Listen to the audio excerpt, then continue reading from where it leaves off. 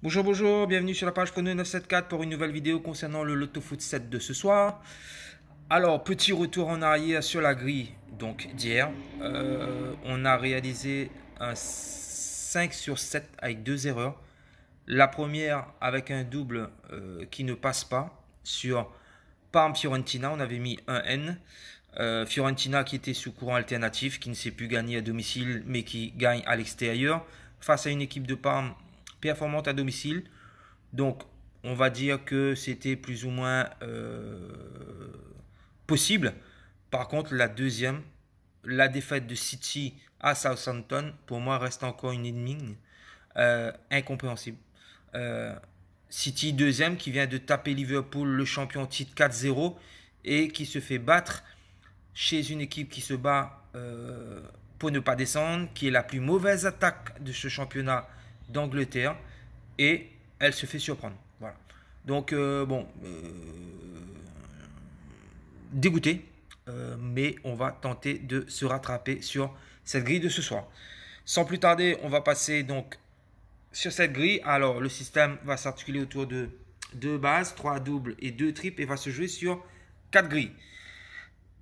Tout de suite, on passe donc sur la première base. Je vois une victoire de Tottenham face à Everton. Pardon. Tottenham 9e qui reçoit Everton 11e. Pour moi, Tottenham doit se racheter de sa défaite à Sheffield. Elle en a les moyens. Euh, Everton, effectivement, reste sur une victoire à Norwich et vient de battre les Leicester. Mais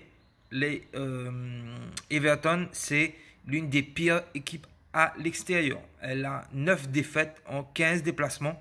Donc, c'est pas pour rassurer. Everton, il n'y a pas d'absence notable. Harry Kane va être là.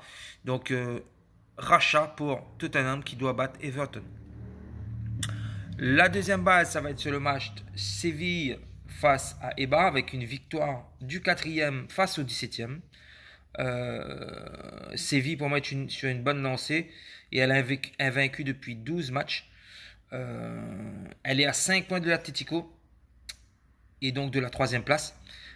Pour moi, c'est une bonne occasion pour Séville de se rapprocher de l'Atlético. Eibar à l'extérieur, c'est très limite. Donc, même si elle reste sur le dernier déplacement sur une victoire à Grenade, mais en termes d'effectifs, il n'y a pas photo entre ces deux formations. Donc, je pense que Séville va l'emporter face à Eibar. Ensuite, le premier double, on va le mettre sur le match Saragosse-Rayo Vallecano. Alors, ce sont deux équipes de l'ancienne Liga. Hein. Bon, pour Saragosse, ça fait un moment, mais le Rayo, il y a encore 2 ou 3 ans, était en Liga espagnole. C'est le troisième qui reçoit le 10e. Avec ce match en retard, Saragosse peut passer deuxième et revenir à 2 points du leader Cadiz. C'est vrai qu'elle reste sur 2 dernières défaites à domicile. Mais le Rayo Vallecano à l'extérieur, c'est pas l'assurance tout risque. Donc, Saragosse a une belle opportunité de revenir sur le leader.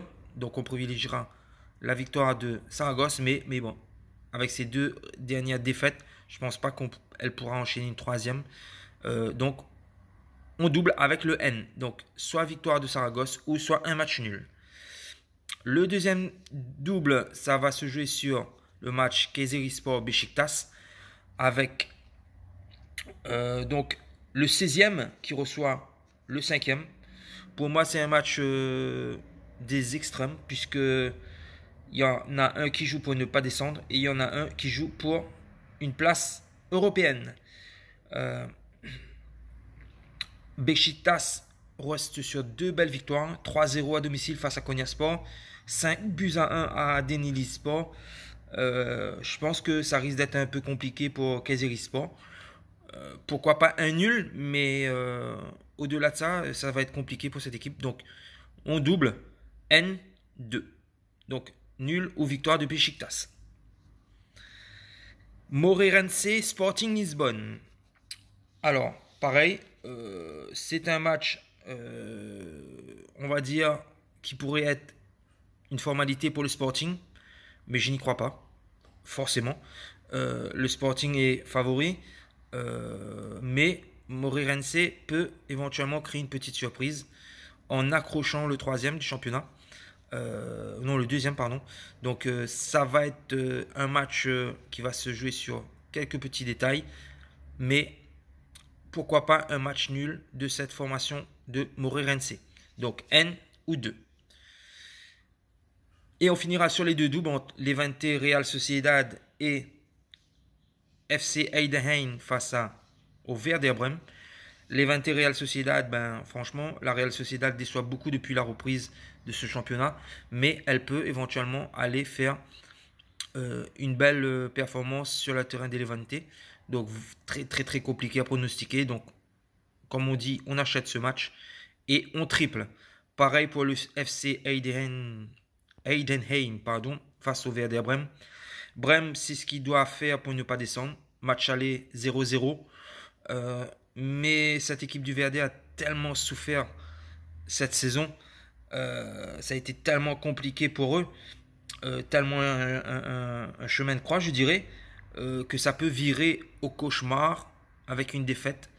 Et donc une descente en Bundesliga 2 et le FC Heidenheim qui pourrait éventuellement intégrer la Bundesliga.